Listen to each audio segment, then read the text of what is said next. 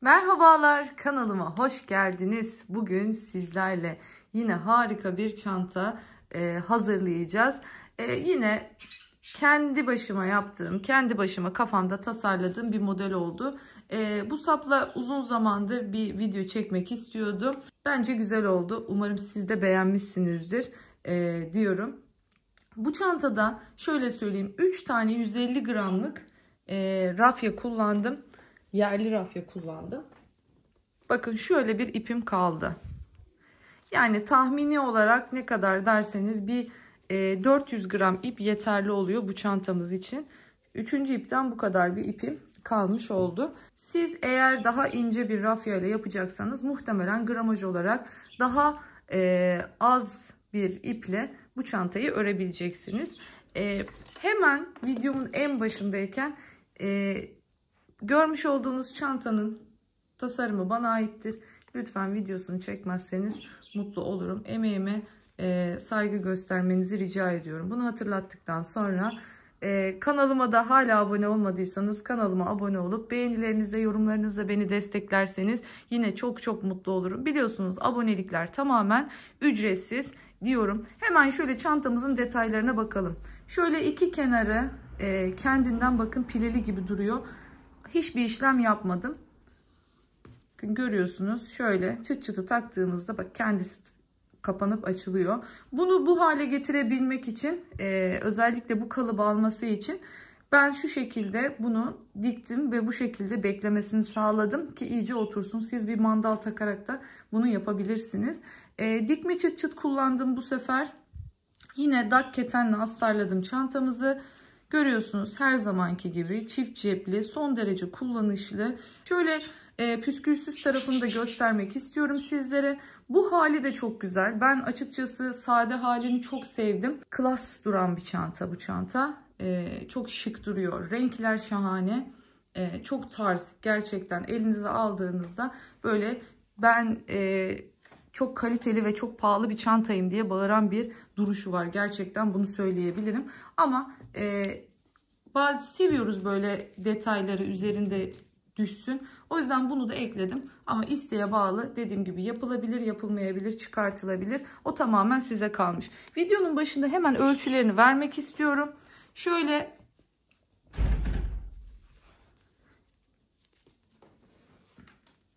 en olarak bakın 30 santim eninde, boy olarak 23 santim diyebiliriz. 23,5 diyebiliriz. 23 santim boyunda. Şöyle açalım yan taraflarını da. 13 santimlikte bir derinliğe sahip. Bakın bu sefer tabanını gövdeyle çalıştım. Aynı çalıştım ama güzel bir köşe formu oluşması için ayrı olarak ördüm. Bütün olarak örmedim. Dikdörtgen tabanımız aynı öndeki örnekten. Bakın görüyorsunuz aynı şekilde bu. Çünkü bu örnek çok kalın ve tok bir örnek.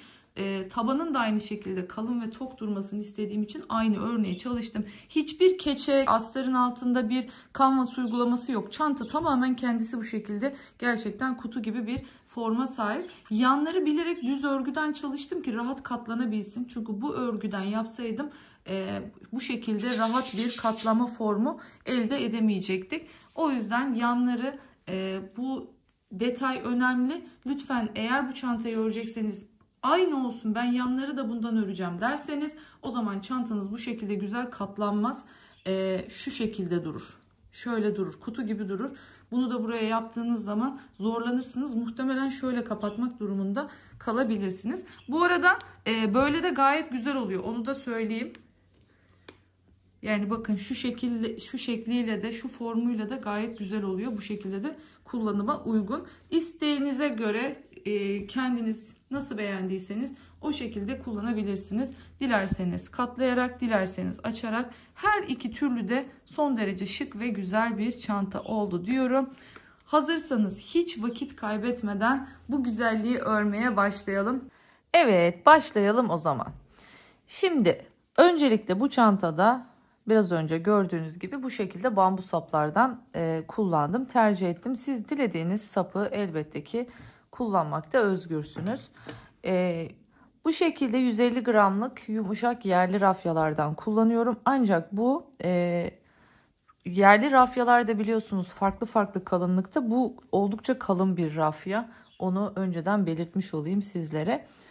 4 milimetrelikte tığ kullanacağım bu çantadan. Şimdi 2 adet rafya kullandım şimdiye kadar. Bakın 2 adet rafyadan bu kaldı. Hangi parçalarını hazırladım çantamızın?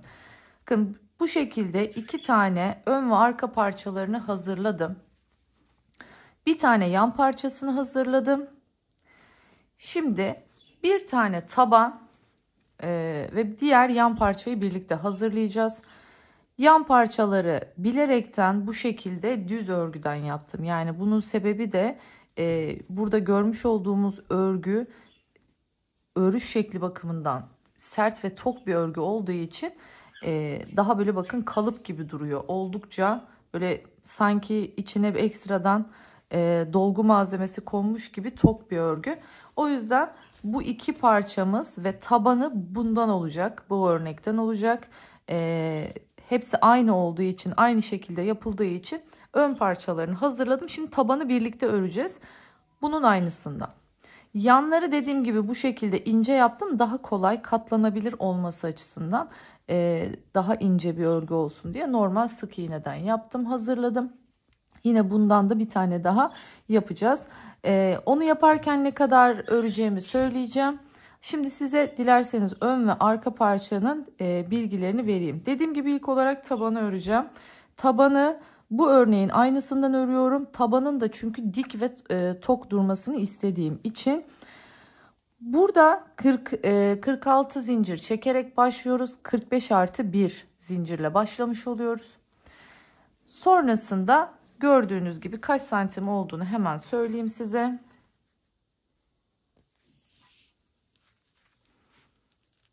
...23 santim toplamda yüksekliği olmuş olacak. Kenar kısmını sonradan komple 3 etrafını dolaşıyoruz. Bakın şöyle hemen göstereyim. Şu şekilde çantayı böylemesine ördüm. Sonra geldim buradan bu şekilde 3 kenarını dolaştım. Şunu da belirteyim. Toplamda başlangıçta şu örneklerimizi görüyorsunuz. Bakın şu en üsttekini göstereyim. Şu. Görüyorsunuz. Şunu bir örnek olarak kabul edersek, yani şu sağlı sollu burguyu bir örnek olarak kabul edersek bundan 19 tane var. Ona göre ayarlayabilirsiniz. 19 taneyi ördükten bitirdikten sonra etrafını dolaşmaya başlıyoruz. Ön ve arka parçamızı bu şekilde hazırladık. Bakın görüyorsunuz birebir eşit aynı şekilde.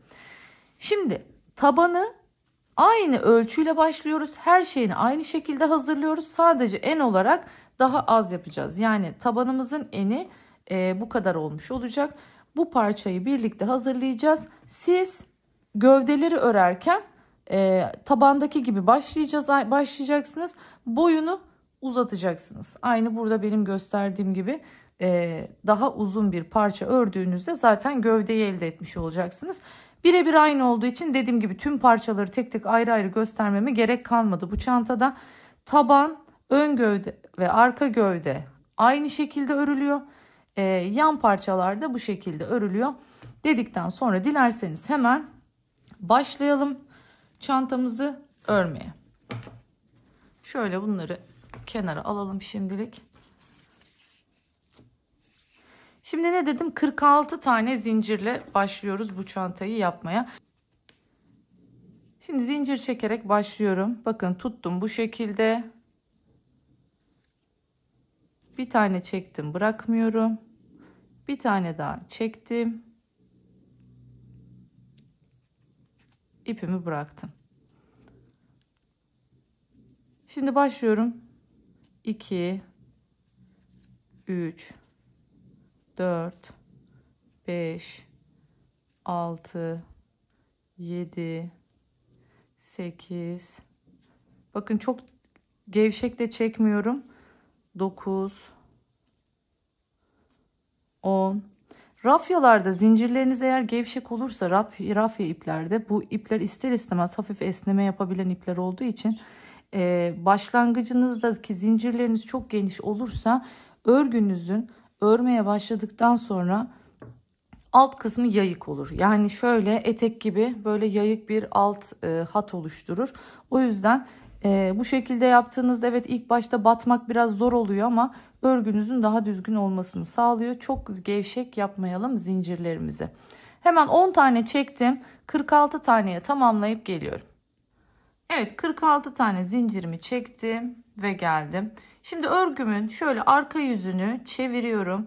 Bakın bu zinciri atlıyorum. İkinci zincirin hemen arkasındaki, bakın şöyle ortalarında birer düz hat var. İlmekler görüyorsunuz tam ortalarında. Buralara girerek şimdi sık iğnelerimizi yapmaya başlıyoruz.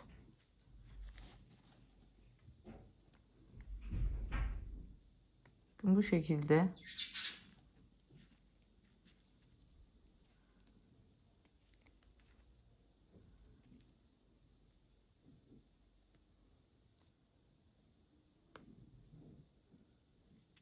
Girdim. İlmek çıkarttım. İçinden geçirdim. Bakın tırnağımla parmağımla yardım alıyorum. İlmeği açtırmak için. Sonrasında normal sık iğnemi yapıyorum. Şimdi bir sıra boyunca bu şekilde sık iğnemizi yapacağız. Yani toplamda 45 tane olmuş olacak sık iğnemiz. Siz bu çantayı dilediğiniz gibi büyütüp azaltabilirsiniz. Mutlaka ve mutlaka sık iğne sayınızın tek sayı olması lazım bu örnekte. Yani 45 mesela benim şu an sık iğnem. O zaman başlangıçta çift zincirle başlayacaksınız. Tek sayıda da sık iğneniz olacak ki bu örneği koyabilirsiniz. Yani 45, 47, 49 ya da aşağı doğru küçültecek olursak 43, 41, 39 bu şekilde sayılarınız olabilir. Ama çift yapamıyoruz. Evet. Bakın bu şekilde arka hattına batarak gidiyorum ve böylece altında bakın düzgün güzel bir hat oluşturmuş oluyorum. Aynı bakın yukarıdaki VV'lerimiz gibi altta da bir hat oluşmuş oluyor ve herhangi bir şekilde bakın kayıklık yayıklık yok, düzgün sık iğnelerim oluyor. Hemen dilerseniz ben sıra sonuna kadar örüp geleyim. Evet, şimdi geldim bakın sıranın sonuna. Artık örneğimizi şimdi dönüp koymaya başlayacağız. Bu örneği git gel örgülerde kullanabiliyoruz. Şimdi bir zincir çekiyorum ve dönüyorum. Şimdi görmüş olduğunuz ilk zincirin tepesi, bakın burası, pardon, ilk sık iğnenin tepesi burası. Buraya giriyorum. Normal bir tane sık iğnemi yapıyorum. Yaptım. Sonrasında bakın aynı battığım yerin hizasındaki alt noktaya geliyorum. Yani ilk başlangıçtaki kısma. Buraya geliyorum. Girdim. Bakın uzatıyorum ilmeğimi. Çünkü diğerinin hizasına kadar getirmem lazım. Bunu uzattım. Ve normal yine sık iğne ama bu uzun bir sık iğne yapmış oldum. Şimdi bakın bu ilmek şu altında kalan ikinci ilmeğin yerine geçmiş oldu. O yüzden oraya bir daha batmıyorum. Normal bakın üçüncü sık iğneden devam ediyorum. Tepesine girdim, görüyorsunuz nereye battığımı. Girdim, normal sık iğnemi yaptım. Şimdi yine aynı şekilde bu sık iğnenin altındaki sık iğnenin altına batıyoruz. Bakın battığım yeri görüyorsunuz. Burası değil, bir alt. Giriyorum. Yine ilmek çıkarttım. Bakın uzatıyorum ipimi. Hizasına kadar uzatıyorum. Kasma yapmaması için. Ve sonrasında normal ilmeğimi çıkarttım. Bu şekilde uzun sık iğneler yapıyoruz. Geldim yine. Bakın bu bunun yerine geçti. Onu atladım. Bir diğerine. Yanındakine geçtim. İlmeğimi çıkarttım. Şu an neredeyim? Normal sık iğne. Yaptım sık iğnemi. Hemen nereye gidiyorum? altına gidiyorum. Bakın zaten burada çok net bir şekilde anlaşılıyor. Yani alttan takip ederseniz de net bir şekilde batacağınız yeri görebilirsiniz. Bakın uzattım ilmeği, çıkarttım. Şuradaki alt hizayı takip ederseniz bakın buradan net bir şekilde aralıklarını görebilirsiniz. Hemen geliyorum. Bakın bu bunun yerine geçti artık, yanındaki. Gerekirse ilk eliniz alışana kadar ilk sırada ilmek sayınızı kontrol edebilirsiniz. Bakın hemen altına iniyorum. Altındaki boşluğa giriyorum. Çıkarttım ilmeğimi. Uzattım.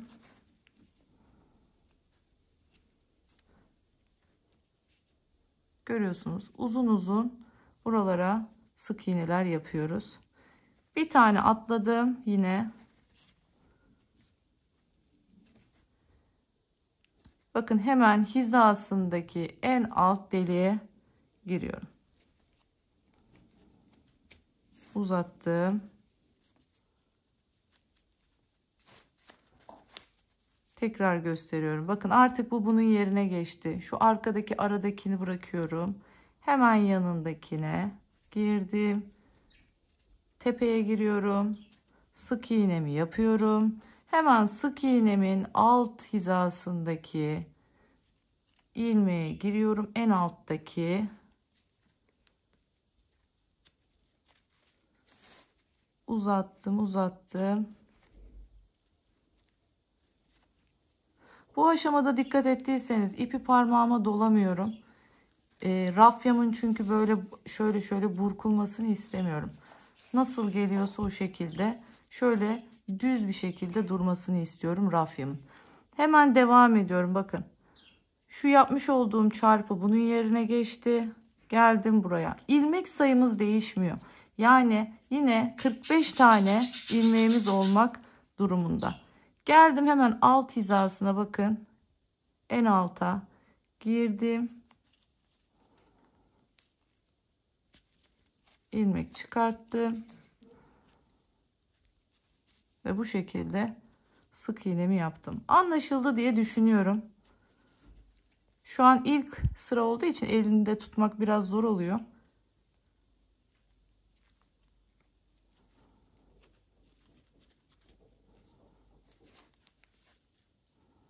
Ama biraz daha büyüdükçe daha rahat bir şekilde tutabileceksiniz. Bakın ilk aşamada bu şekilde ilerliyorum. Görüyorsunuz, alttan da takip ettiğinizde bir tanesine batmıyorum, diğerine batıyorum. Buna batmıyorum, diğerine batıyorum. Bakın buna batmıyorum, diğerine. Hep aralarda birer tane boşluk bırakarak aslında ilerlemiş oluyorum. Şimdi sıra sonuna kadar gidelim. Artık bundan sonra dönüşlerde nerelere batacağız hemen onu göstereceğim. Evet, geldim. Şimdi bakın en sonunu da güzelce göstermek istiyorum sizlere. Normal sık iğnemi yaptım. Bakın sırada batacağım yer. Giriyorum bunu. Burada 2 tane sık iğnem kaldı. Görüyorsunuz. Şimdi bir tanesi bunun yerine.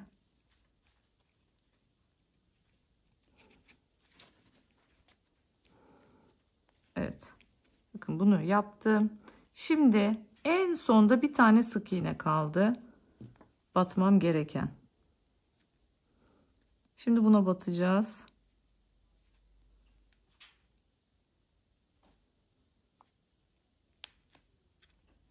Evet. Bakın en son nokta burası. Buraya bir tane artık sık iğne yapıyorum. Ve bu şekilde bitiriyorum. Görüyorsunuz. Bakın şöyle bakalım boydan boya. Aynısı, birebir aynısını yaptık. Yani bununla şu anda bu yapmış olduğumuz aynı büyüklükte olmuş oldu. Şimdi bunu tekrardan bir zincir çekiyorum. Örgümü çeviriyorum. Bakın hep aynı şeyi yapacağız. Herhangi bir, o yüzden değişiklik olmayacak. Her sıramızda aynı şey yapıyoruz. Döndüm. Bakın yine ilk sık iğne tepesi. Giriyorum buraya. Ve bir tane sık iğnemi yapıyorum. Sonrasında hemen bakın yine battığım noktanın bir altındaki sık iğnenin altına. Görüyorsunuz. Buraya giriyorum. Uzattım bakın yine ilmeğimi güzelce. Uzun sık iğnemi yaptım. Şimdi bu bunun yerine geçmişti. Hemen yanındakinin tepesine giriyorum. Hemen yine onun altındaki noktaya. Şimdi burada şuna dikkat etmenizi istiyorum. Altındaki noktaya girdiğinizde bakın nereden çıktığım yer çok önemli. Şu bir önceki alt sıradaki görüyorsunuz uzun bacağın hemen dibinden çıkmam gerekiyor. Görüyorsunuz tam ortasından dibinden çıkıyorum. Bu önemli. Bunu gözetmeniz lazım. Bakın uzattım, yaptım. Şimdi gördüğünüz gibi şuradaki sık iğnenin yerine geçmiş oluyor bu. Şu şekilde. Geliyorum bir diğerine. Zaten batacağım yerler emin olun kendini belli ediyor. Görüyorsunuz. Bu uzun bacaklı kısmın bir öncesi. Girdim. Yine sık iğnemi yaptım önce.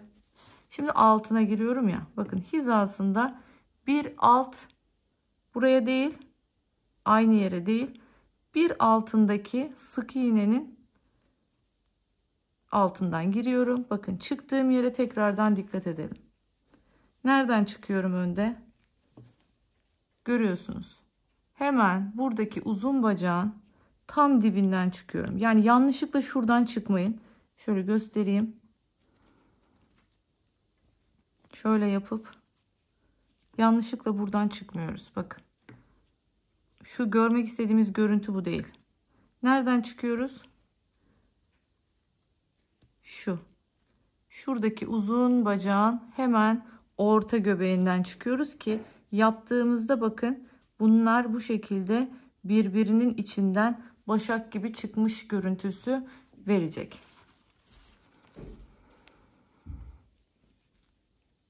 Evet. Çektim. Bakın yine uzattım. Bu arada şunu söylemeyi unuttum. Hemen hatırlatmak istiyorum. Bakın rafyaları bu şekilde aldık. Şurada göbeği var ya. Bu göbeğinden istersek bakın burada ucu gözüküyor zaten. Bunu çıkartabiliriz. Kesinlikle bunu yapmıyoruz. Rafyalarda asla göbekten başlamıyoruz. Kreatifte başlayabilirsiniz. Rafyada her zaman dışından. Yani döne döne bu şekilde dışından almamız gerekiyor rafyayı. Bu şekilde alırsak daha düzgün bir örgünüz olur. Eğer içeriden çekerseniz rafyanız sürekli bu şekilde bükülü çıkar. Bakın şöyle şöyle bükülü gelir. Örerken de güzel bir görüntü oluşmaz. Sık iğneleriniz falan güzel görünmez. O yüzden bunu da şimdiden söylemiş olayım. Bu da önemli bir nokta. Çünkü çok görüyorum mesela hazır özellikle rafyalarda falan örerlerken görüyorum Instagram'da vesaire reelslerde canlı yayınlarda rafyanın göbeğinden örüyorlar. İşte o da sık iğnelerin özellikle kötü görünmesine sebep oluyor.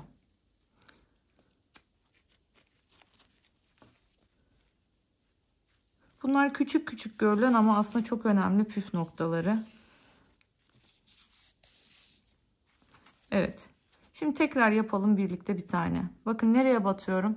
Şu görmüş olduğunuz bacak, şu bacağın üstündeki bu sık iğne değil, bir öncesindeki sık iğne. Yani şu iki bacağın arasındaki sık iğneye batıyoruz. Battım. Girdim. Önce bir sık iğnemi yaptım. Sonra hop bir bakın. Burası battığım yer ya. Burası değil. Bir alt sırasına gidiyorum. Bir alt sırasına giriyorum ve kontrol ediyorum. Bakın tam görmüş olduğunuz gibi şu uzun bacağın dibinden çıkmam gerekiyor. Dibinden çıktım. Tabii bir müddet sonra zaten eliniz alışacak. İlk başlarda kontrol edin. Ara ara da yine çok uzaklaşmadan sıra bitimlerinde yine bakıp kontrol ederseniz iyi olur. Çünkü yanlış olursa bütün görüntü bozulacak. Bakın geldim yine iki bacağın arasındaki sık iğnenin tepesine girdim, altına kontrol ettim. Bakın dibinden çıkmışım. Devam ediyorum.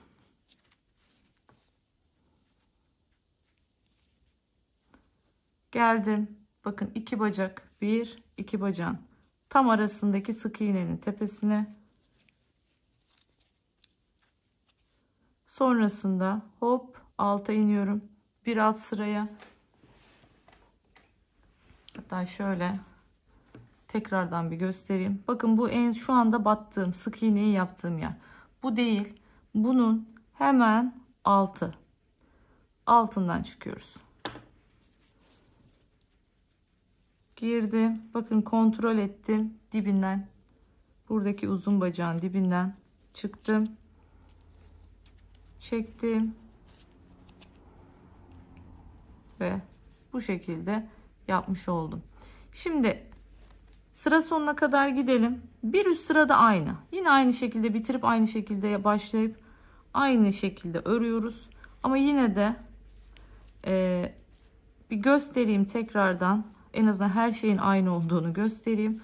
Ondan sonra dediğim gibi istediğim yüksekliğe gelene kadar öreceğim. Siz gövdelerde ne yapıyordunuz? 23 santim yapıyorsunuz. 19 tane demiştik. Şunun 1 2 çiftin, yani şu ikisini bir olarak kabul edersek bundan 19 tane yapmanız gerekiyordu. Bakın şöyle göstereyim tekrardan. Şöyle saydığınızda bakın şu bir başak. Şunu bir sayarsam şöyle 1 2 3 4 5 6 7 8 9 10 11 12 13 14 15 16 17 18 19'u yapıyorum. Sonrasındaki kısmı dolaşıp gelerek yapıyorum. 19'u yaptım. Sonrasında etrafını dolaştım. Şimdi yani tek taraflı saydığımız için ya sadece bu tarafa yönlüleri sayacaksınız ya sadece bu tarafa yönlüleri sayacaksınız. 19 taneye ulaştığınızda gövdeyi bitirmiş oluyorsunuz. Ama biz şu an nereye yapıyoruz? Biz şu an tabanı yapıyoruz. Tabanda ne kadar öreceğiz dedim. İşte bu kadar öreceğiz. Hemen onu da söyleyeyim.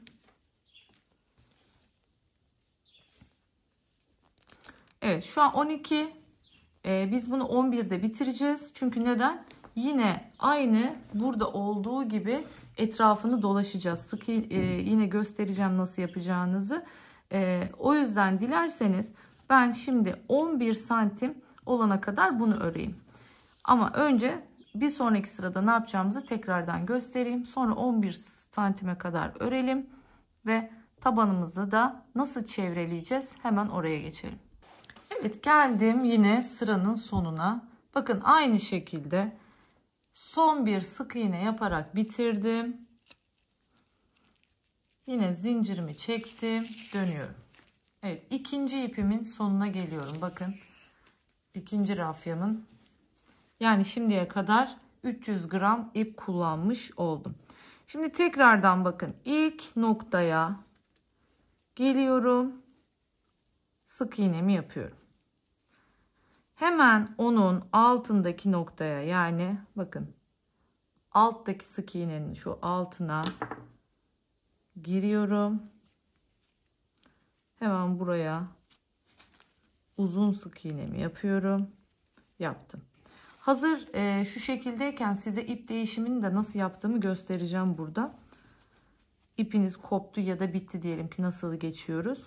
Hemen bakın yine aynı şekilde şu görmüş olduğunuz uzun bacağın bir öncesi girdim buraya. Şimdi yine aynı şekilde batıyorum. Bakın bu sefer zaten battığımda, hemen bir altına battığımda burada da şu görmüş olduğunuz uzun bacağın tam yanına batmış oluyorum. Bakın şu arkayı çevirelim. Burada da yine bir öncekinde olduğu gibi bakın uzun bacağın dibinden çıkmış oluyorum.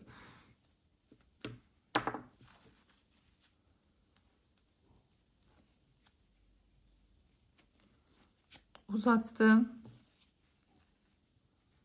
Sık iğnemi yaptım. Artık kendisini iyice örgü belli etmeye başladı. Hemen yanındaki bakın bir sonraki batacak olduğum yere bakın uzun bacağın bir öncesine. Sonra hemen onun altına girdim. Uzattım iyice.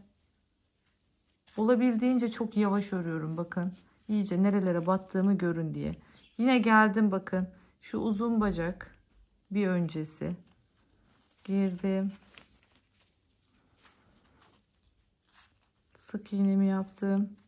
Hemen altı. Bakın burası en son battığım yer. Onun hemen altı bakın burası.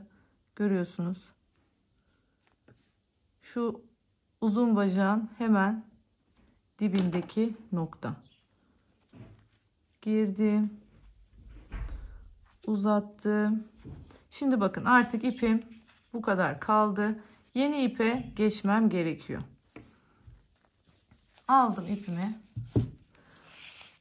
Her zaman ip değişimini şöyle ilmekteyken yapıyoruz. Yani şimdi bunu bununla çekip de bağlamıyorum.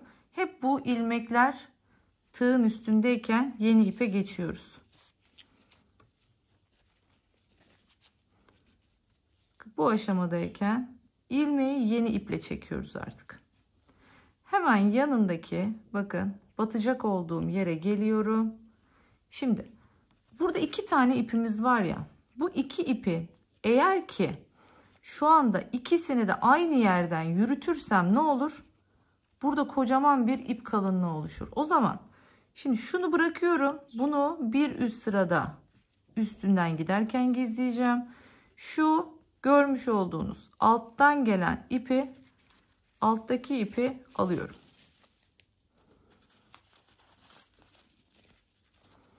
Aldım araya.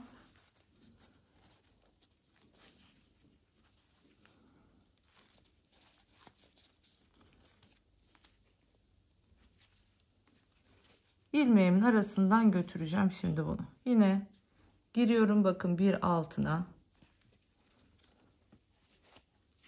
Uzattım.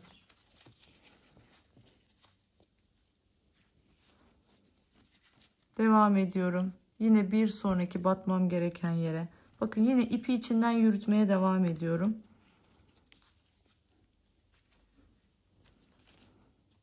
Hemen alt.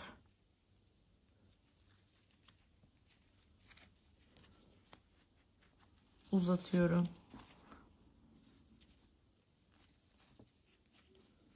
Yine bakın içinden. Görüyorsunuz hep bu şekilde ipin tek kanadını içinden yürüterek gizledim. Şimdi dönüp örerken bir daha bu tarafa geldiğimde de bir üst sırayı örerken de ne yapacağım? Bu ipi de aynı şekilde burada gizleyeceğim ki ip ikisi birden aynı yerden geçip orada kalınlık oluşturmaması için ipi ayırıyorum. Yarısını ayrı yürütüyorum, yarısını ayrı yürütüyorum bu şekilde. Bu da aklınızda bulunsun. Hiçbir şekilde düğüm atmıyoruz bu tarz iplerde. Girdim altına yine uzattım.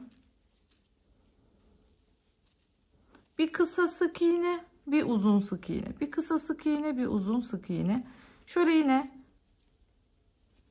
bakın artık bu kadar uzattım yeter ama yine de son kez batayım bunu da araya artık hapsedeyim, bitireyim.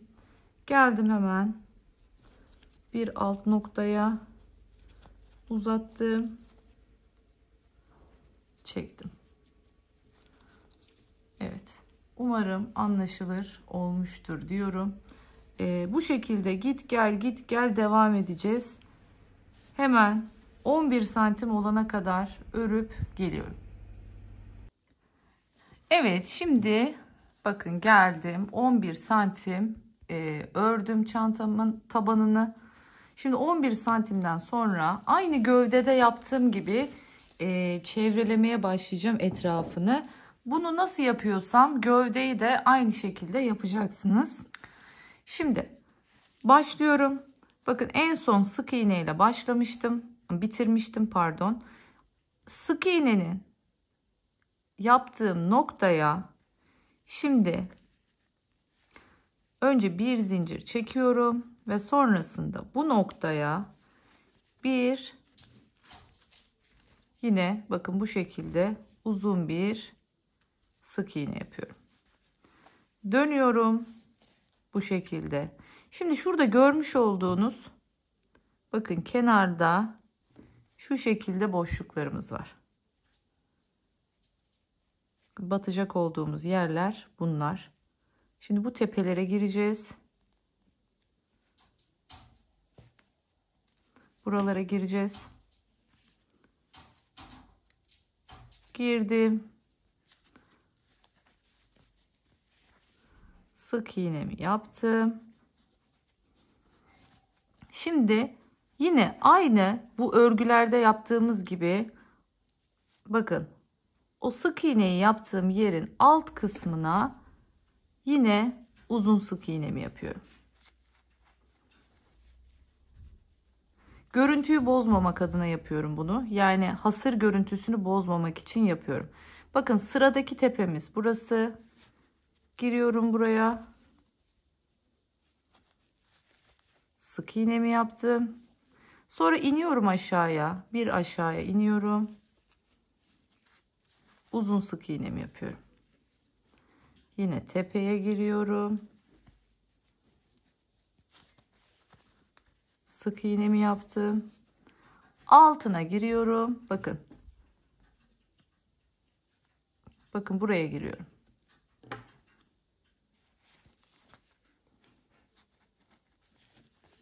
Uzun sık iğnemi yapıyorum.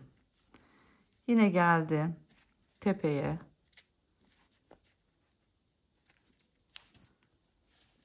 Girdim. Sık iğnemi yaptım. Altına giriyorum. Uzun sık iğne. Bakın bu şekilde buradaki hasır görüntüsünü devam ettiriyorum. Hani kenarda böyle dümdüz bir sık iğne görüntüsü oluşmasın diye.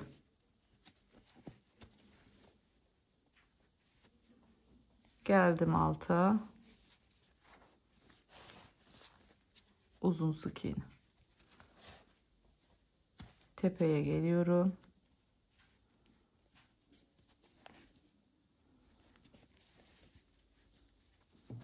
Küçük, alta, uzattım, büyük. Bakın burada herhangi bir kesme yapmayacağım. Ayrıntılı bir şekilde göstereceğim bu dolaşmayı. En azından şu köşeyi bir dönelim. Sık iğnemi yaptım. Hemen aşağıya iniyorum. Uzun sık iğne. Bakın görüyorsunuz gayet düzgün bir şekilde kenarı dönüyoruz. Bu birleştirirken hem kolaylık sağlamış olacak bize hem de daha düzgün bir görüntü elde etmemizi sağlayacak. Dediğim gibi siz büyük parçaları da aynen bu şekilde yapacaksınız. Şimdi bakın artık geldik buraya.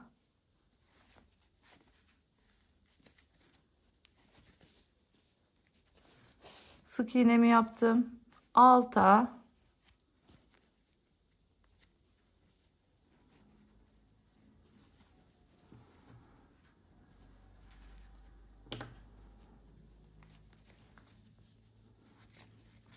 büyük sık iğnemi yaptım. Şimdi dönüyoruz artık burada.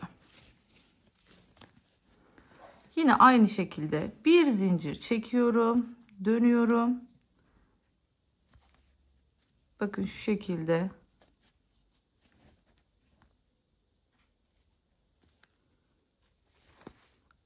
tepelerim var artık. Görüyorsunuz. Şimdi ilkine biraz zor giriyorum. Girdim. Normal sık iğnemi yaptım. Hemen altındaki noktaya giriyorum. Uzun sık iğnemi yaptım. Geldim bakın. Zaten yeri belli ediyor. Görüyorsunuz. Yanındakine değil bir yanındakine giriyorum. Aynı tepede yaptığım gibi. Bakın yine bu şekilde V olarak giriyorum. Küçük sık iğnemi yaptım. Hemen altına devam ediyorum. İniyorum. Büyük sık iğne. Atladım bir tane. Yanındakine girdim.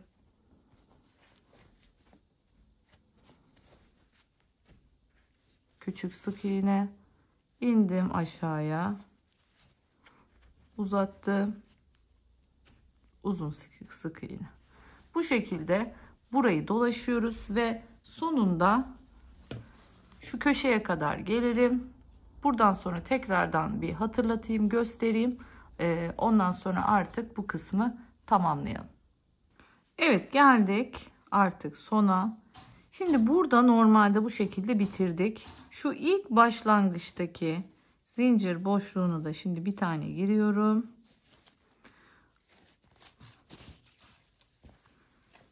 Bakın yine bir zincir çekiyorum. Aynı noktaya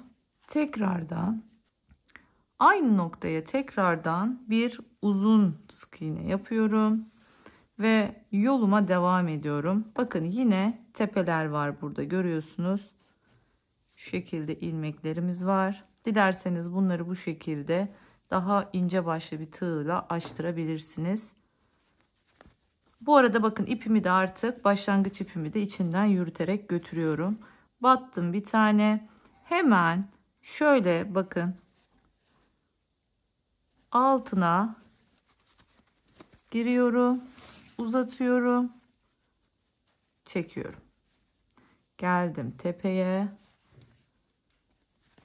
Sık iğnemi yaptım. Yine aynı şekilde bakın bir alta giriyorum. Uzun sık iğnemi yapıyorum. Buradaki şu kenardaki yapmış olduğumuz başaklar bunlarla aynı olmasa bile bakın en azından bir devam görüntüsü oluşturuyor. Dediğim gibi sade kuru bir sık iğne görüntüsü olmadığı için çok daha bütün durmuş oluyor. Daha güzel görünüyor. Sıradaki tepeye girdim. Bakın altına bu tarafa doğru değil. Bakın bu tarafa doğru değil, bu tarafa doğru.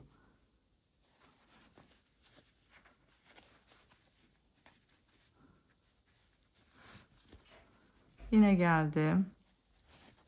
Tepeye girdim. Hemen bakın bir altına girdim. Uzun sık iğnemi yaptım. Tepeye geldim. Küçük sık iğne. Bir alt. İndim. Uzun sık iğne. Şimdi bu şekilde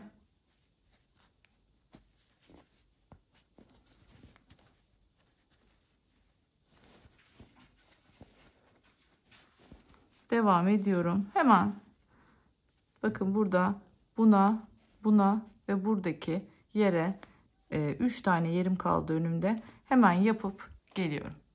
Evet, bakın sonuncusuna da en son noktaya da yaptım.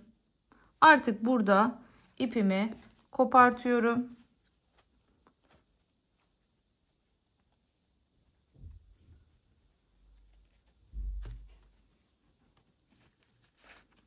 Evet, çıkarttım. Şimdi bu noktada artık ilmek kaydırma yapacağım. Bunu dilerseniz iğneyle göstereyim hemen. Tabi dilerseniz tığla da yapabilirsiniz. Bakın hemen şuradaki ilmek tepesine giriyorum.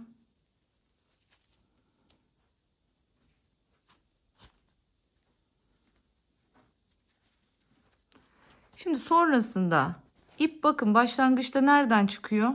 Şu ilmekten çıkıyor. O zaman aynı ilmekten aşağıya doğru iniyorum. Böylelikle buraya yeni bir ilmek oluşturmuş oldum. Hem bitirdim hem de yeni bir ilmekle bağladım. Görüntüsü temiz bir görüntü elde etmiş oldum. Şimdi burada artık bunu ipimizi sık iğnelerin arasından gizleyeceğiz.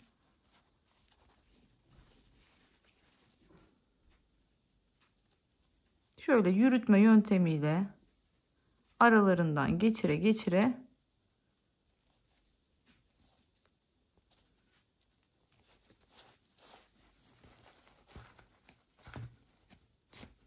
evet. Şimdi bunu buradan kesebilirim artık. Gördüğünüz üzere artık tabanımız da hazır.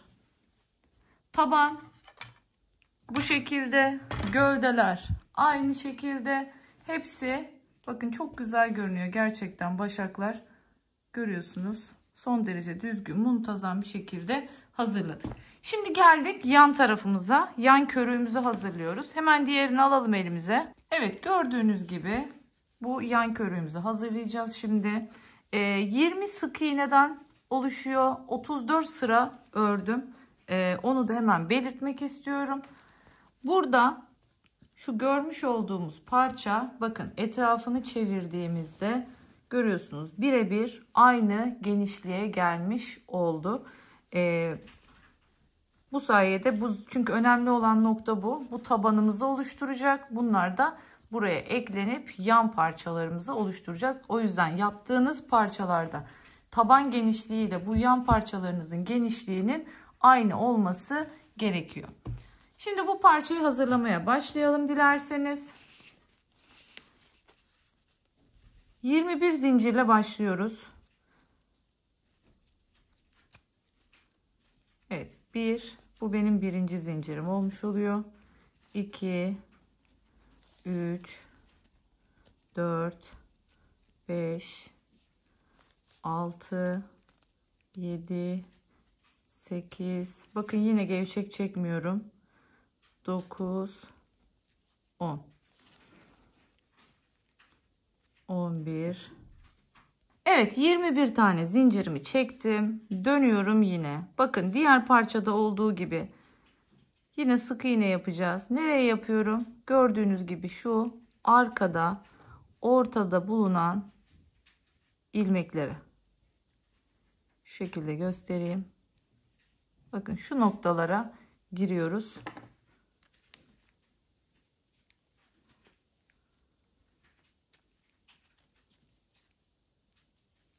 Evet. 1. Kaç tane olacak bu şekilde sık iğnemiz? 20 tane olacak.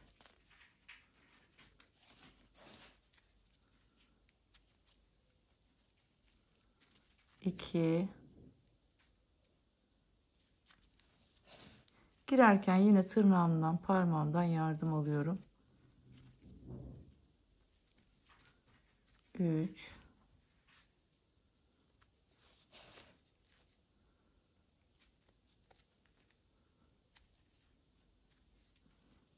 4.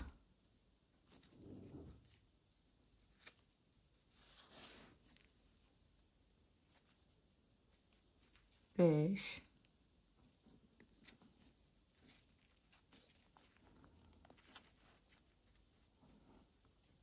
6.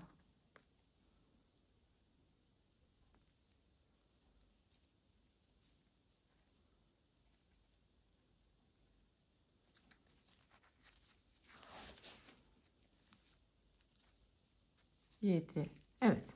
Bu şekilde 20 tane devam edeceğiz. Ben şimdi 7 tanesini yaptım. Diğerlerini de yapıp hemen geliyorum. Evet. Şimdi 20 tane görüyorsunuz sık iğnemi yaptım. Son derece güzel, muntazam bir şekilde bakın. Taban kısmı düzgün. Herhangi bir açılma, gevşeklik yok. Şimdi bir zincir çekiyorum ve dönüyorum. İlk sık iğneden itibaren bakın sık iğne tepelerine giriyorum.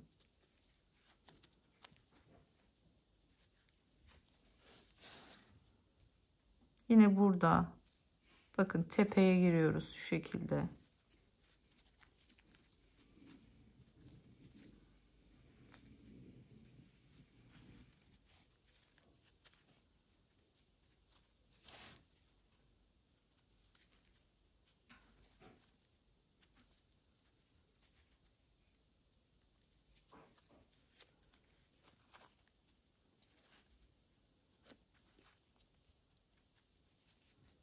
Hep tepelere.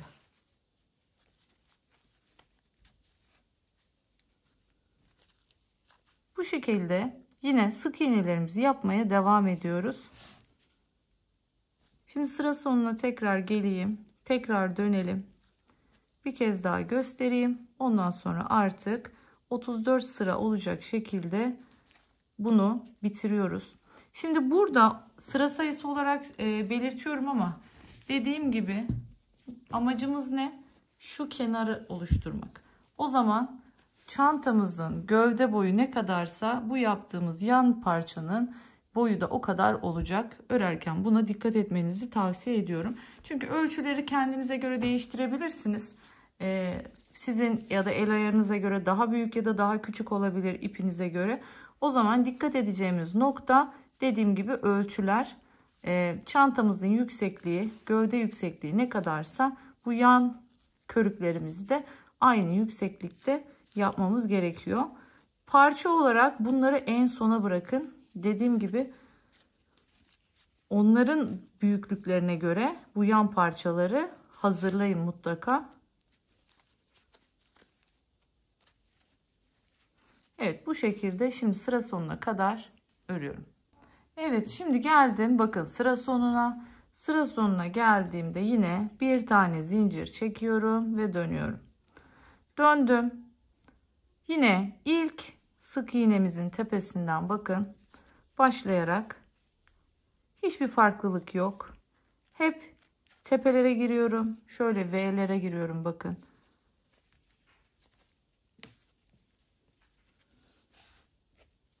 Bu şekilde git gel git gel örmeye devam edeceğiz. İstediğimiz yüksekliğe gelene kadar. Dediğim gibi ben 34 sıra örüyorum. 34 sıra sonunda istediğim yüksekliğe geliyorum. Siz kendiniz el ayarınıza göre hesaplamanızı yaparsınız.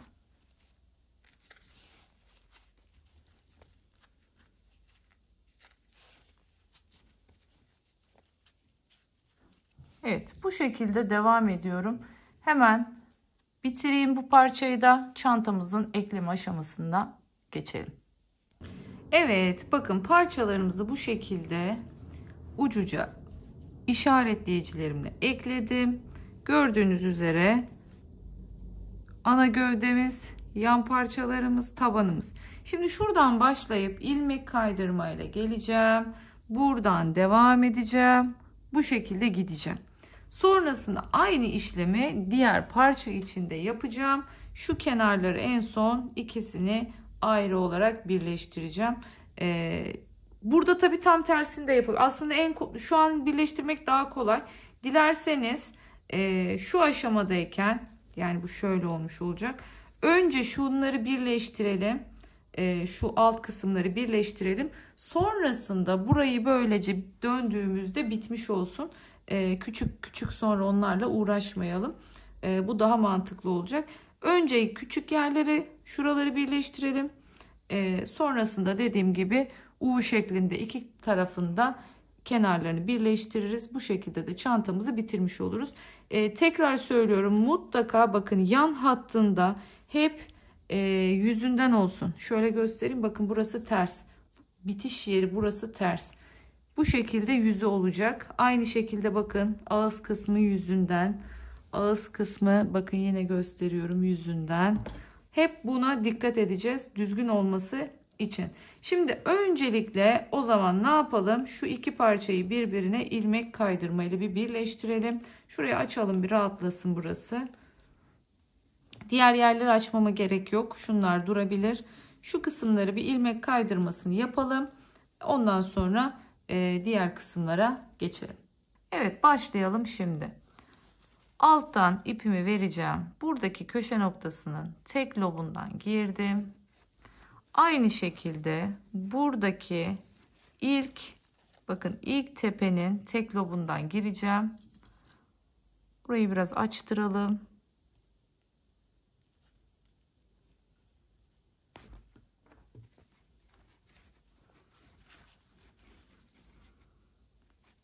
İçe bakan lobundan giriyorum. Yani birer lobu dışarıda kalmış oluyor böylece. Hemen alttan ipimi tığımın ucuna takıyorum. Bakın önce buradan geçiriyorum. Gerçekten ne kadar sıkıymış ilmeğim yani. Evet, çıkarttım. Sonra buradan çıkarttım. Şöyle biraz asılalım. Altta birazcık payımız kalsın.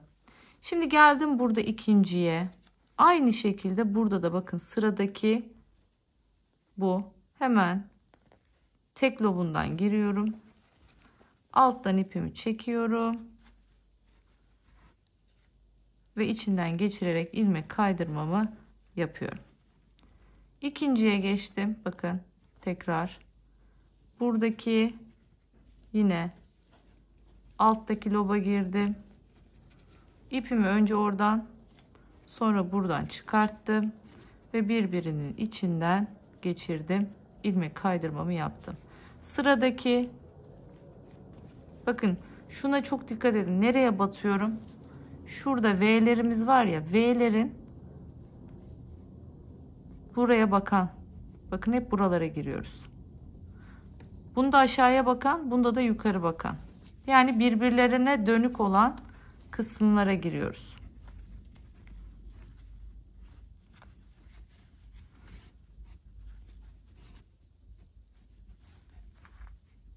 Geldim sıradaki.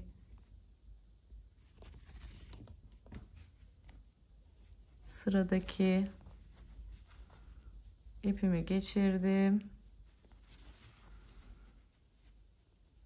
Çıkarttım. Geldim.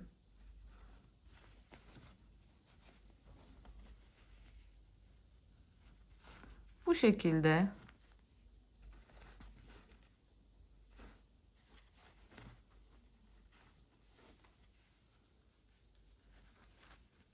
şimdi ilerliyorum. Sıranın sonuna kadar birleştireceğim. İpimi koparacağım. Aynı şekilde buraya başlayacağım. Bakın burada da aynı durum var. Yine bakın şu güzel kısım ağızda. Bunu ağıza bıraktım. Geldim böyle. Yine şimdi şu iki tarafı da aynı şekilde birleştireceğim. Biraz önceki gibi. Sonra burayı da bitiriyorum. Ana parçaları birleştirmeye geçiyoruz. Evet, alt tarafı birleştirince bakın şimdi çok daha kolay oldu. Bu şekilde yine üç kenarını bakın kutu gibi birleştirdim. Şimdi artık ilmek kaydırmayla yine bu sefer yan tarafları birleştirmeye başlayacağız. Burada birleştirirken yalnız şunlara dikkat edeceğiz. Bu sefer karşımızda ilmekler yok. Bakın görüyorsunuz. Bu ilmekler olmadığı için de umarım görülüyordur. Akşam çekiyorum, biraz sıkıntı o yüzden. Buradan bu ilmeklerden birer birer karşısında neresi denk geliyorsa o şekilde ilmek kaydırarak ilerleyeceğiz. Yolumuza devam edeceğiz. Şimdi dilerseniz hemen burayı da kaydırmaya başlayalım. Ben tabii ki burada ekranın altında bunu yapmaya çalışırken zorlanıyorum ama siz kucağınızda emin olun çok daha rahat bir şekilde bunu yapabileceksiniz. Bakın şimdi burada da yine tek lob, burada da tek lobdan girerek gideceğiz. Yani karşımızda ilmeklerimiz yok ama yine de görüyorsunuz örgülerimiz var. Gerekli yerlere hemen küçük tığımla şu şekilde yardım alacağım ve ilmek kaydırmalarımızı yine aynı şekilde yaparak devam edeceğiz. Şimdi buradaki ilk başlangıçtaki ilmek tutturucumu çıkartıyorum. Bakın nasıl başlıyoruz? Bu şekilde. Yani şöyle ağız ağza tutacağız. Buradaki en köşedeki bakın yerdeki tek lobdan giriyorum. Bakın tığım ikisi de aşağıya doğru görüyorsunuz. Sırayla geçirdim. Şimdi ipimi burada alttan veriyorum. Tığıma ipimi verdim. Bakın önce buradan çıkarttım ilmeği. Sonra buradan çıkarttım ilmeği. Bu şekilde ilmeğimi oluşturmuş oldum. Şimdi herhangi bir işlem yapmıyorum. Bu başlangıcım benim. Yine buradaki ikinci bakın sık iğne tepesinin yine bu lobuna giriyorum. Şimdi geldim karşımda neresi varsa oraya gireceğim. Hemen buradan bir ilmek açıyorum kendime. Bakın Şurada sık iğnenin kenarında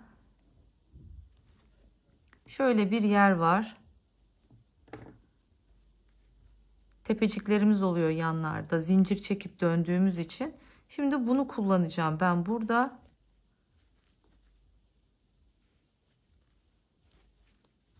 Girdim. İpimi bakın alttan çektim. Buradan da çıkarttım. Şimdi buradaki ilmek bunun içinden geçiriyorum. Buna ilmek kaydırma diyoruz. Hemen geldim sıradakine. Yine bu ilmek, bakın şimdi geliyorum buraya. Karşısına neresi geliyorsa, bakın şimdi alttaki sık iğne sırasındayız. Bu sık iğnelerin bakın bir önü bir arkası var. Şu arkadakine giriyorum. Şuradaki arkadaki kısma giriyorum. Yine alttan ipimi çekiyorum. Önce oradan, sonra buradan geçirdim. Bakın yine tığımda 2 tane var. Bunu diğerinin içinden geçirip bu şekilde ilmek kaydırıyorum. İpim böyle biraz akan bir ip değil. Biraz tutuyor. O yüzden arada bir ilmeklerimi düzeltiyorum. Bakın yine aynı şekilde. Görüyorsunuz. Bu şekilde girersem bakın batamam.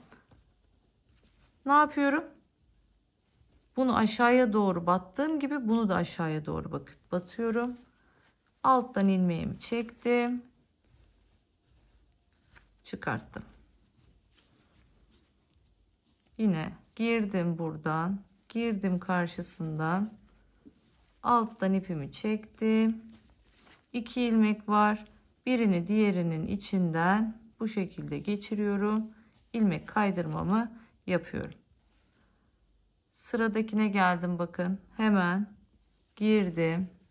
Karşısındaki, şimdi burada tepeciye geldik. Girdim. Bu şekilde ilmek kaydırdım. Anlaşıldı diye düşünüyorum. Bakın bu şekilde gideceğiz. İlerleme şeklimiz böyle. Burada böyle bir başak görüntüsü oluşacak ilmek kaydırmalarımız sayesinde. Burada yalnız şuna dikkat edin. Buradaki ilmek sayısı ile buradaki ilmek sayısı eşit olmayabilir. O yüzden hizayı kaybetmeyin. Karşısına neresi geliyorsa oraya bataraktan bakın bu şekilde güzel bir birleştirme sağlayacağız. Şimdi köşeye kadar geleyim. Köşeyi nasıl döneceğiz? Hemen onu da göstereceğim. Evet, geldim şimdi köşeye. Aralarda dediğim gibi yedirme yaptım. Yedirmeyi nasıl yapıyorum? Şöyle mesela buradan bir ilmek aldım. Burada bir noktaya ilmek kaydırdım ya. Bir sonraki ilmeği yine aynı yere kaydırdığımda bu şekilde yedirme yapmış oluyorum. Şimdi geldim bakın buradaki köşedeyim. Yine buradaki köşeye giriyorum. Çektim ilmek. Buradan da çektim ve ilmek kaydırmamı yaptım. Bakın yine ilmeğimi biraz gevşetiyorum. Geldim buraya. Hemen bakın sıradaki ilmeğe giriyorum. Alttan ipimi çekiyorum.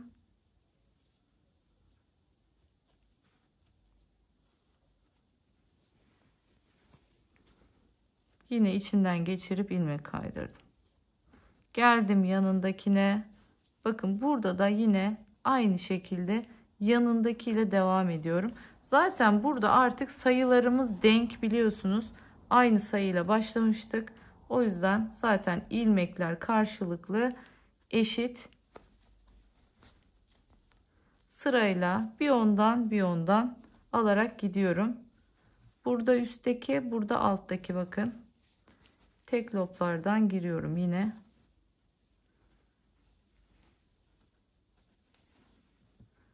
Dediğim gibi kucağınızda bunu çok daha rahat bir şekilde yapabileceksiniz.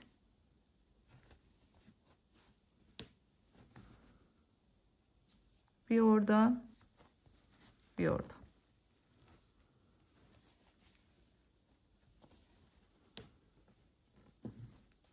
Eğer ki bu çantada astar yapacaksanız cebi astara koyarsınız zaten. Ama ola ki astar çalışmayacaksanız, zaten kalıp gibi bir çanta, astar istemiyorsanız o zaman içine tek taraflı ya da çift taraflı, siz bilirsiniz, yine örgüden bir cep dikmenizi tavsiye ederim. Çünkü çantanın içinde özellikle her şeyi geçtik, telefon için bir cep mutlaka ihtiyaç oluyor. Tavsiye ederim. Dediğim gibi. Evet, bakın ağız ağza devam ediyorum yoluma. Bu şekilde son derece düzgün bir şekilde birleştirmiş oluyoruz. Görüyorsunuz. Bunu bu şekilde devam ettirdiğimiz için çok daha güzel bir görüntü oluşmuş oldu. Şimdi aynı şekilde hem bu tarafı, bu köşedeki gibi yine bu köşeyi de halledeceğiz. Çantanın iki tarafını da artık birleştiriyorum. Nasıl birleştirdiğimi gördünüz. Tamamen bitirip geliyorum ve sapları takım aşamasına geçiyoruz. Evet, çantamızı artık bakın tamamladık. Birleştirmeleri bitti. Bu şekilde içine yine dak ketenden astarını çalıştım. Her zamanki gibi çift cepli, son derece muntazam düzgün bir astar hazırladıktan sonra elimle diktim. Çantaya tutturmasını, astarın hazırlanmasını videosunu yine açıklamalar bölümüne ekleyeceğim. Linkine oradan ulaşıp astarınızı çantanıza göre hazırlayıp siz de aynı gizli dikiş yöntemiyle çantanıza tutturabilirsiniz. Hepsi videoda mevcut. Şimdi artık gelelim sapları takmaya. Bakın saplarımızı buraya bu şekilde monte edeceğiz. Bunu dikerek, sararaktan yapacağız bu işlemi. Şöyle koyduğumuzda ortalayacağız, güzelce işaretleyeceğiz ve sonrasında iğne ile sarmaya başlayacağız. Dilerseniz hemen başlayalım sarmaya. Evet, tek tarafını bakın ben birleştirdim. Şöyle göstereyim. Şu şekilde bir buradan, bir buradan, bir buradan, bir buradan eşit bir şekilde tutturdum. Tamamen çubuğu kapatmak istemedim. Full sarmadım. Bakın burayı boş bıraktım. İki tarafından şöyle bu kısımlarını sabitledim. Hani eşit bir görüntü olmasını sağladım. Şimdi bu kısmı birlikte yapalım dilerseniz. Öncelikle sapımızı şu şekilde bakın şöyle tutuyorum. Ortalıyorum. Zaten bir tanesini yaptım. Şimdi size sayı olarak da söyleyeceğim. Nereden başlıyoruz? Kaç tane sarıyoruz? Kaç tane bırakıyoruz? Şurada 4 ilmek saracağız. 4 ilmek, 4 ilmek, 4 ilmek, 4 ilmek. Yani şurada 4 ilmeğe karşılık geliyor. Ben dilerseniz hemen size bunun boyunu da söyleyeyim. Bu bambu saplarımızın boyu ne kadar?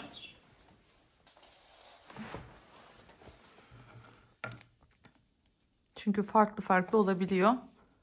Evet, 27 santimlik bir bambu sap var elimizde. Örgümüzün de zaten genişliği bakın 30 santim. Şöyle kenarlardan çok küçük bakın boşluklar kalıyor. Şimdi bunu da bu şekilde buraya sabitleyeceğiz. Şunu da söyleyeyim. Bakın şimdi şurada bunlar doğal ürünler olduğu için ister istemez bakın şurada bir kıymık kalkmış. Ne yapacağım ben bunu? Bunu kesinlikle kopartmıyorum. Bunu çok minicik bir tutkalla bakın aynı çıktığı yere tekrardan geri bu şekilde yapıştıracağım. Elinizde herhangi bir, tabii siz bunu Japon gibi böyle farklı yapıştırıcılarla da yapabilirsiniz. Bakın böyle yapınca belli olmuyor. İçine giriyor. Ama siz bunu buradan böyle alır koparırsanız bakın altı zaten daha belirgin bir halde gözükecek. O yüzden şu şekilde ben bunu şöyle tutkalla sabitleyeceğim oraya. Şimdi geldik. Birleştirmeyi nasıl yapıyoruz? Hemen iğnemi yine ipliğime takıyorum. Geliyorum buraya. Şuradan sayalım kaçıncıdan başlamışız. Hemen kenardan 1, 2, 3.'den zaten başlamışız. Evet, bakın şimdi ben 1, 2, 3, 4, 5, 6, 7, 8 tane dikme yapıyoruz bunda. Hepsini bitirdim. Buraya geldim. Şimdi bunu göstereceğim. Nerelere diktiğimi tüm detayları şimdi vereceğim sizlere. 4 ilmek burada saracağız. Buradaki bakın şu araya bakıyorsunuz. 1, 2, 3, 4, 5 tane boşluk bırakıyorum. Yanındaki 4 taneyi sarıyorum. Aynı işlemi buradan da yapıyorum. Arada 5 ilmek, sonra yine 4 ilmek olarak sarıyorum. Şimdi gelin nasıl kolay sarıyoruz bunu, hemen onu göstereyim sizlere. Bakın şurada 1, 2, 3, 4, 5. Buradan giriyorum.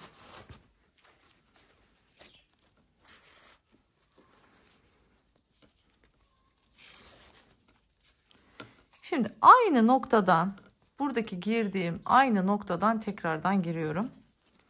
İki kere saracağız. Her bir ilmeğe 2 kere ip dolayacağız. Şimdi bakın aynı yere tekrardan şöyle aynı ilmeğin içine tekrardan girdim. Elimle güzelce düzeltiyorum. Düzgün bir şekilde sarılmasını sağlıyorum. Şimdi şu içteki ipi de bu aradan götüreceğim. Bu da bu şekilde gizlenmiş olacak ilk ipimiz. Güzelce sıktım. İpimi düzeltiyorum. Şimdi hemen artık yanındaki ilmekten giriyorum. Yanındaki sık iğne tepesinden girdim.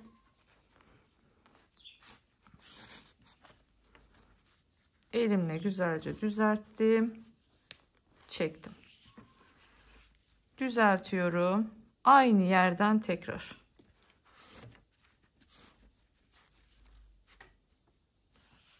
Şimdi düzelttim. Bir yandaki ilmeğin içine gidiyorum. Bakın 2 ilmek bitti. 3. ilmekteyiz şu anda. Aynı yere tekrar sarıyorum.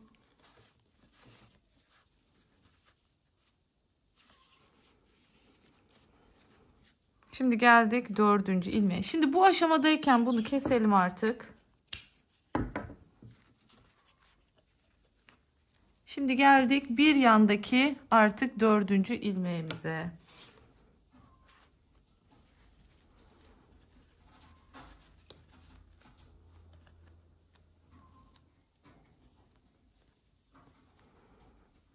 Şunu bir düzeltelim. Fazla açılmış bu rafyamız.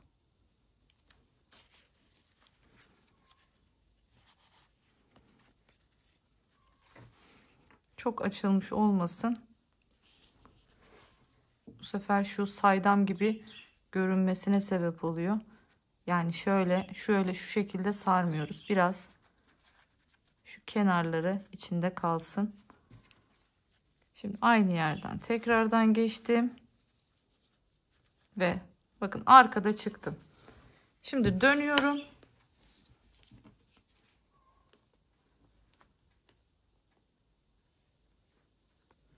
İlmeklerimin arasından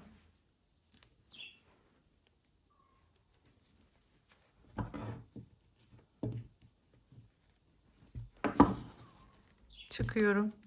Şimdi bunu buradan penseyle yakalayacağım.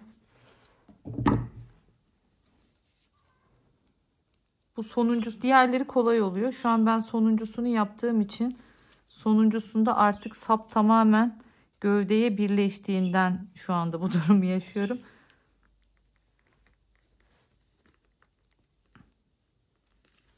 Şöyle bir arasını açtırayım rahat tutabilmek için.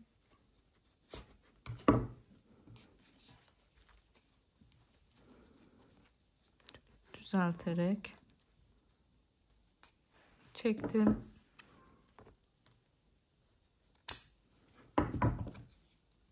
Evet. Şimdi onu içine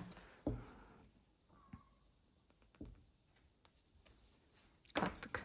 Bakın son derece düzgün bir şekilde eklememizi yapmış olduk. Ay şahane olmadı mı? Gerçekten. Ya kalıp gibi bir çanta oldu. Çok sevdim, çok beğendim. Yani şöyle koyduğunuzda masada bakın şu şekilde çok güzel bir şekilde görünecek. Evet, finaldeyiz. Gerçekten çok güzel. Böyle kalıp gibi duruşu şahane bir çantamız oldu.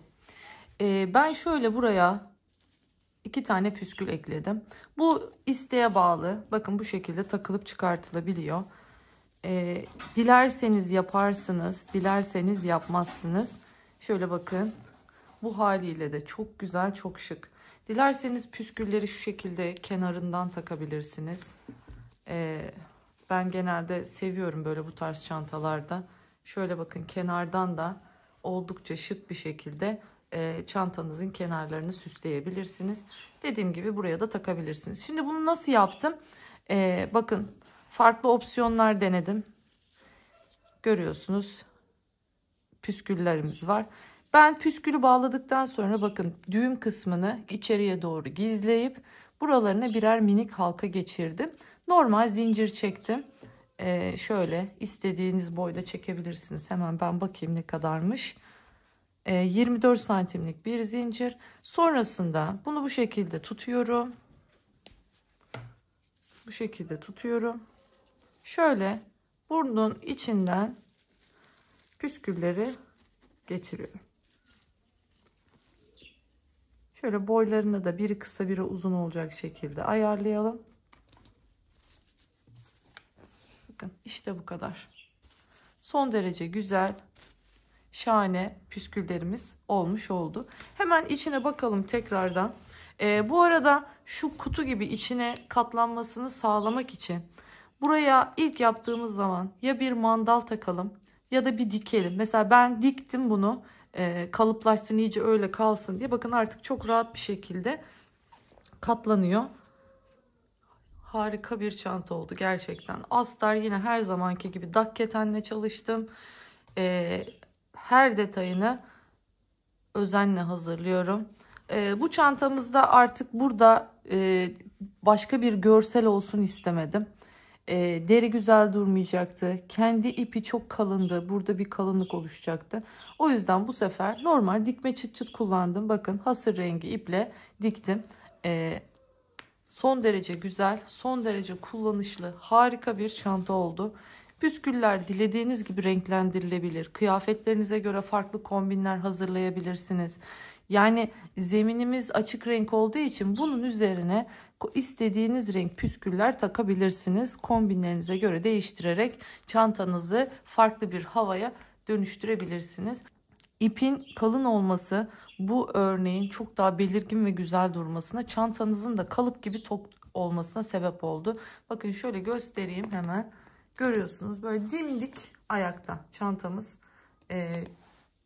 Tabanının özellikle aynı örgüden yapılması çok daha böyle güzel, kalıp gibi bir çanta olmasına sebep oldu. Dediğim gibi yanları bu örnekle yapmamın en büyük sebebi neydi? Rahat katlanabilsin diye. Çünkü bu örgümüz çok kalın. Bunu bu şekilde şu forma getirmemiz çok zor olacaktı. Ama bu sayede görüyorsunuz, şöyle iki tarafını da göstereyim. Son derece güzel, muntazam, harika bir çantamız olmuş oldu. Ben çok beğendim. Umarım siz de beğenmişsinizdir. Bu çantayı benimle sabırla buraya kadar örmüşsünüzdür diyorum. Bir başka videoda daha görüşmek dileğiyle.